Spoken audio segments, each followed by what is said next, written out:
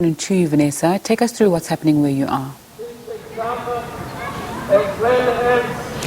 Yes, good afternoon to you. And what we've witnessed for the past hour or so are messages of support coming through from various organizations, groupings and political parties, including the ANC, the EFF, the Good Party, Al-Jamaa, and a host of others, including COSAS, so the Congress of African Students.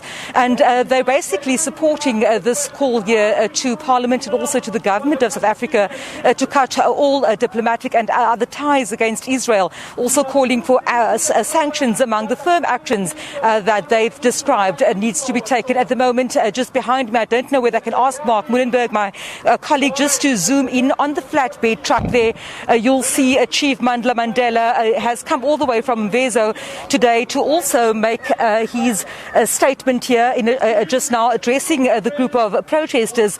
He once again reminded all present of what his late grandfather, President Nelson Mandela, his views on the Palestinian issue, and what he said is that until such time that Palestine is free, South Africa cannot be free. And Chief Mandela then, of course, saying that appealing to all the members of Parliament, parliamentarians, to take up this fight to secure the freedom and an end to what he calls human rights abuses and atrocities against the people of Palestine. I can tell you that members of the MJC as well as the Al-Quds Foundation and like I've mentioned earlier on, a host of political parties and ordinary citizens have come out here today following what we've seen happening in Israel and as well as Palestine, escalation of violence there. And the universal message here today is one of condemnation, saying that not just South Africa but the African Union, global leaders should make their voices heard against the atrocities taking place in Palestine.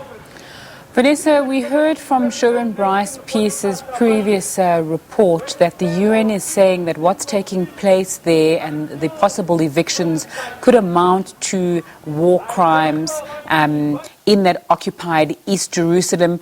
Do we know if any of the groups gathered there are going to do more than just protest outside in Cape Town there? Well, we spoke to a representative from the ANC Youth League, Nongceba Mhlauli, and what she said is that it's time that action is being put to the words, and saying that the time has come where it's not just enough to condemn what is taking place, but that tougher action must happen. And this, of course, relating to the downgrading of the Israeli embassy.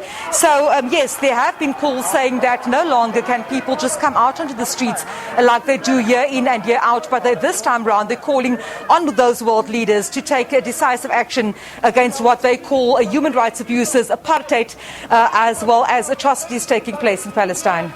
Vanessa Poonah reporting on those protests held in Cape Town by various organizations against the violence in Palestine. Thanks so much for that update, Vanessa Poonah.